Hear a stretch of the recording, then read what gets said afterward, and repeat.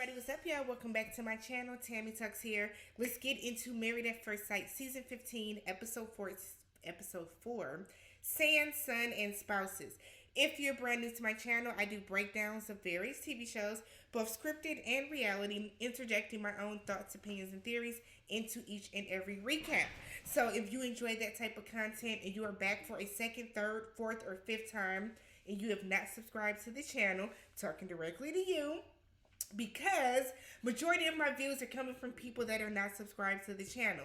So go ahead, hit that subscribe button, thumbs up the video, hop in the comment section because that helps out smaller content creators like myself as we fight against the algorithm and scream to be seen on YouTube. All right, so go ahead and do that if you could for me, guys.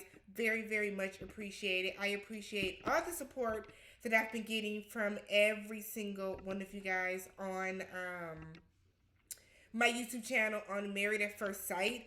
I have the views, I have the subscribers, I have all the stuff that I have now, really because of Married at First Sight. So if you have not already, go ahead, hit that subscribe, and join the family. All right. So, but for now, let's get into Nate and Stacia. Okay. So, Nate comes in. They're back into their room for post wedding night. He immediately claims his side of the bed. She was like, "Okay, whatever side you want, my guy, it's fine." And then we get a scene of Stacia getting in the shower. We in all the seasons, we ain't never seen nobody get in the tub after a wedding, and I immediately said, cause we gonna bathe, all right? So we see Stacia take a shower, which I appreciated. Y'all are outside. You've been around people all day. You're getting into the bed with your spouse for the very first time. You don't want to smell good? You don't want to smell fresh? So while they're laying in bed, she asks him his expectation of a wife. He said that it's being supportive and understanding like a best friend, because looks are going to fade eventually. We're going to be sagging and wrinkly and everything else, but if you have that foundation of a best friend, you'll go far with that. Great answer. Great answer for now. So then the next morning, Stacia saying how she thought she would be a match with a very less attractive person. She been watching the season. She know how y'all get down. But she said he exceeds her expectations. She's excited. He asked her about her biggest insecurities.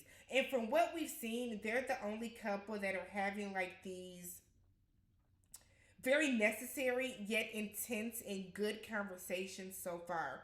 Everybody else, I feel like, isn't having the type of conversations yet that kind of need to be had, right? So she said she talks about she thinks her communication is good, but she feels like there's breaks in it. So she's not sure if she's doing everything that she should be, that her partner needs her to do, or she kind of feels like it's not appreciated. She's not getting that what is the word she used? God, it's not recognition, but she's not getting that back in return. So she doesn't know that if she is doing a good job with, everything that's going on in the relationship. So she has a tendency to start pulling away because she just doesn't know. Nate feels his biggest insecurity is him being misunderstood. He's an army brat. So he grew up, lived in Spain, lived in Greece. By him being the only American, kid over there, he didn't speak the language, so he felt isolated a lot. Then when he moved back over to the States, by him being biracial, he always felt like he was never black enough for the black kids, too black for the other kids. So, the typical issues that we hear of biracial children having when they live in a area that's predominantly one way or another. So Stacia can understand that. She can definitely sympathize because she went to an all-white school, or predominantly white school, in elementary, and by her being mixed, she said that she was always kind of too dark for them or too light for them.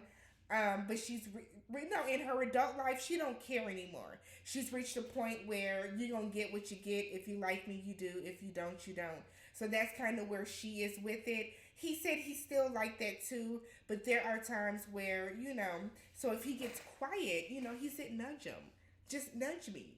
That's all I need. I'm not gonna say anything about that because I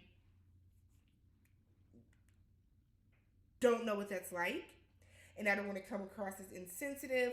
But I think it's odd to say. I think what he's saying is when he starts to feel misunderstood, he kind of gets quiet. So just come and talk to him about it, get his attention, I guess. So sure. Sasha meets with Nate's friend and his father. They ask, "What does Nate not know about you yet?" "Everything. We just met." She said that Nate doesn't know her work ethic. She's a person that she works 10, sometimes 15 hours a day. She's working on kind of stepping back and finding a better work life balance. His friend said that he's worried if they're both calling themselves stubborn. That can cause friction because neither are going to be willing to bend in their relationship. Like who's going to be willing to compromise for the betterment of the relationship.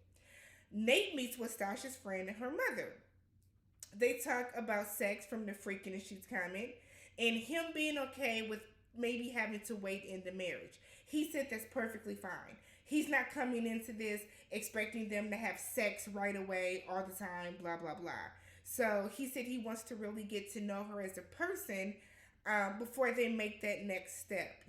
Very good answer, very PC political answer. They didn't talk about because she is so financially independent. She has generational wealth. What's good with you? What do you do?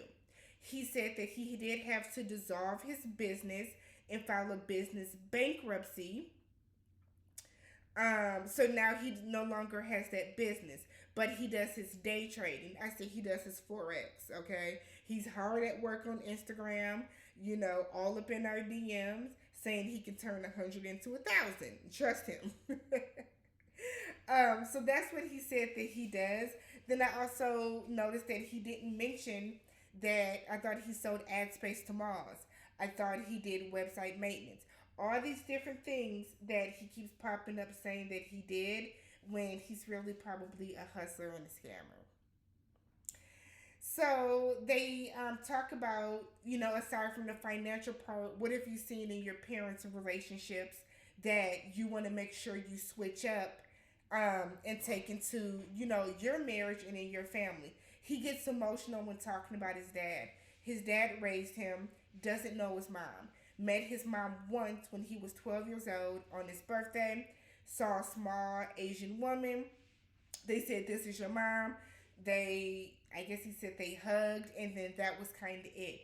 So he wants to have a typical family unit. He never saw like a typical nuclear family until he got older. So he wants to be the type of guy that has like the family trips and the photo albums. He wants to create memories with his family. He's visibly upset. He's crying.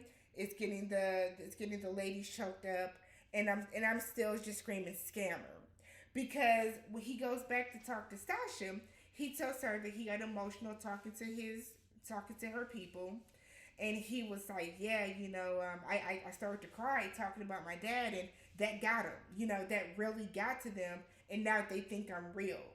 And I said, so were the tears real or not? Because if your reaction is yeah, they heard that, they saw the tears, and I got him, I hooked him. That's what I got out of that. Stacia, watch out, girl. They get to Mexico and they're talking to the other couples about first impressions. And Nate said that they have a natural chemistry. Stacia said, yeah, we're finishing each other's sentences already. His friends are saying I'm like a male version of him. We have so much in common. We're so much alike. Things are going great. They also talk about how they have like sexual tension, but they want to wait to build an emotional connection first. Okay? Stacia's very attracted to him. We know that he is very attracted to her. So the physicality is there. It's just going to come down to are y'all gonna jail as people? You know, she calls herself boss babe. It's her way or the highway. He's a hustler and he's a scammer. So we'll see what happens with them. They get back to the room. They're noting that there's like a very big tub. There's flower petals. She mentions, oh, this is great. She likes to take baths. He sees a jacuzzi, runs and jumps in that jacuzzi with them dirty shoes and stands in it. Act like we done been somewhere before, sweetheart. Act like we have been somewhere before. As the night progresses, they are standing in the room and they're talking about sex. Stacia says she does not want to have meaningless sex. She wants it to mean something. But then they suggest they take a shower together. She said, sure, we can take a shower together. We just watched a soft porn on Lifetime. It looks like they were simulating a porn scene. It definitely looked like they were having sex in the shower. Who knows? I'm sure they won't because the cameras were there. But I always wonder about things like that. So is production telling y'all, okay, we're going to go into the shower and we want you guys to, you know, get into it, lift her leg up, play footsies? Like, how does that happen? Are you really that deep into what is going on that you're ignoring the camera crew? Like, we were seeing thighs and shit. So like, it was such a manufacturer produced scene that I didn't like it. I didn't like it. Let me know what you guys thought about tonight's episode with Stacia and Nate. Catch you guys in the next one.